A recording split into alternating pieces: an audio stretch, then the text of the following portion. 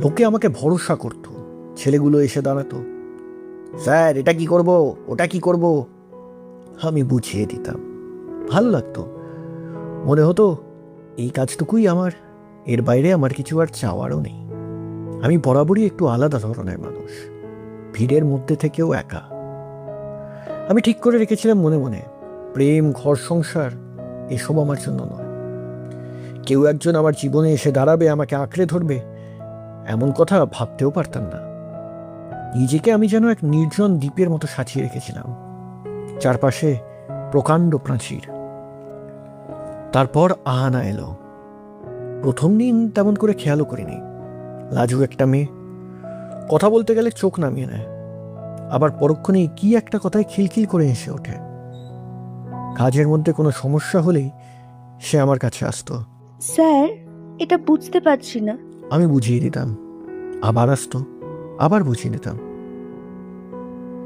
কখন যে সেই আসা যাওয়ার ভিতর দিয়ে একটা সুতো বাঁধা পড়ে গেল টেরই পেলাম না। সকালে গুদামে ঢুকতেই অজান্তেই চোখ খুঁজত আহানা এসেছে কিনা। সে না এলে দিনটা কেমন ফাঁকা ফাঁকা লাগতো। অথচ নিজেকে বোঝাতাম এ কিছু নয়, এ শুধু সহকর্মীর প্রতি একটা সাধারণ মায়া। মানুষ নিজেকে যত সহজে ঠকাতে পারে, আর কাউকে তত পারে না। একদিন এক ঘটনা ঘটল। অফিসের এক ছেলে আহানাকে নিয়ে কি সব বাজে কথা বলেছিল, ওকে বিরক্ত করছিল। আহানা কাঁদো কাঁদো মুখে আমার কাছে এসে দাঁড়ালো। সেদিন আমার ভিতরটা কেমন ঝুলে উঠল।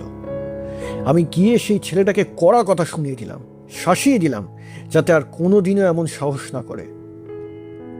আহানা অবাক চোখে আমার দিকে তাকিয়ে রইল।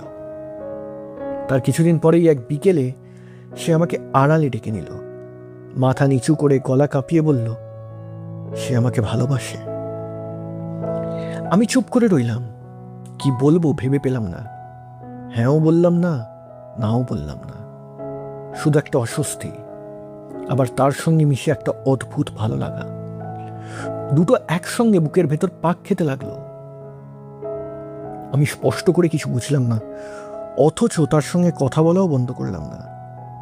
সে রোজ আসতো, কথা বলতো, আমিও শুনতাম। সে অভিমান করে বলতো, তুমি তো মুখ ফুটে কিছু বললে না, অথচ আমার সঙ্গে বেড়াতে যেতেই তোমার আপত্তি নেই। কথাটা সত্যি।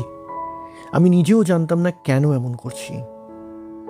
একদিন তাকে নিজের বাড়িতেও নিয়ে গেলাম, বাবা মায়ের সঙ্গে আলাপ করিয়ে দিলাম।